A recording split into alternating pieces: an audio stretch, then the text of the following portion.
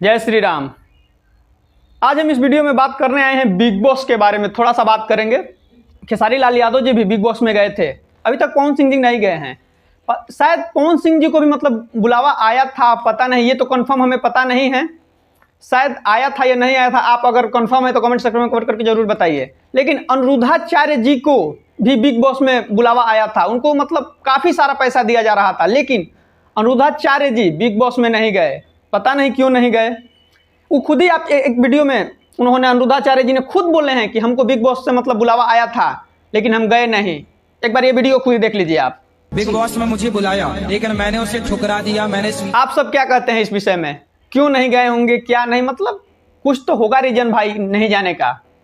सभी लोगों का रीजन होगा, कुछ मतलब कुछ रीजन होता है तभी लोग नहीं जाते हैं, नहीं तो काफ़ी सारा पैसा भी मिल रहा था। लेकिन करोड़ों रुपए का ऑफर है, लेकिन अनुरुद्धाचार्य जी ने बोले पैसा से कुछ नहीं होता, इसलिए उनको पैसा काफ़ी सारा मिल रहा था फिर भी नहीं गए।